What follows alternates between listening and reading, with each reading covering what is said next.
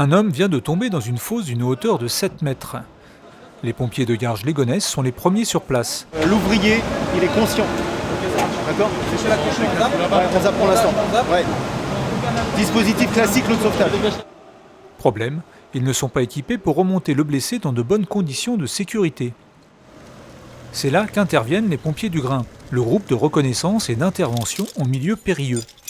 On est en présence d'une personne ayant chuté dans une excavation, environ 10 mètres, en urgence absolue, polytraumatisée, en cours d'abordage et de médicalisation.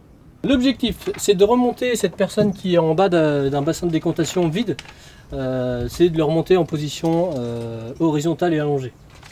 Grande hauteur ou cavité souterraine, cette unité spécialisée est appelée quand les moyens classiques ne peuvent plus intervenir. Les premiers à intervenir, ce sont les pompiers classiques, pour porter les premiers secours à la victime. Et ensuite, comme en l'occurrence c'est une victime polytraumatisée, il va falloir descendre, il va falloir remonter avec toutes les précautions possibles, il faut que ce soit le Grimpe qui le fasse. Le blessé attaché dans cette barquette n'est pas une vraie victime. Nous sommes dans le cadre d'un exercice en conditions réelles entre les pompiers de Garges-lès-Gonesse et le Grimpe 95. But de la manœuvre, apprendre à travailler ensemble et éviter les éventuelles rivalités entre services classiques et spécialisés. D'où l'intérêt de l'organisation de ce type de manœuvre, où les gens apprennent à se connaître, à travailler ensemble, et justement à arriver à faire fi de cette petite compétition qui peut naître entre nous, on est les spécialistes, vous faites l'abordage, les réactions immédiates, et nous on prend le relais derrière. On a vu que en fait, ils arrivaient à travailler de concert dans l'intérêt de la victime. On vérifie l'ensemble du dispositif.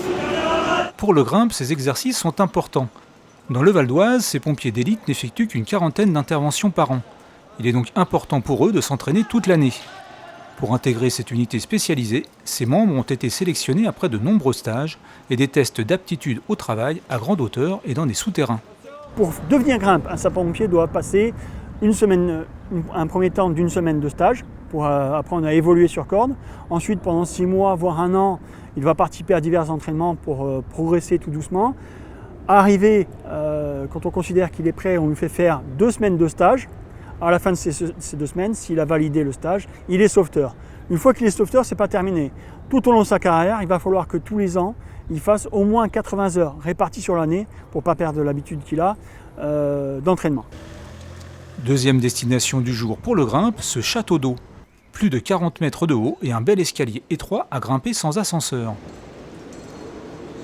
But de l'exercice pour ces pompiers de l'extrême, redescendre une victime par le sommet. Là encore, ils sont les seuls à pouvoir intervenir. Même en exercice, la concentration et la précision sont indispensables.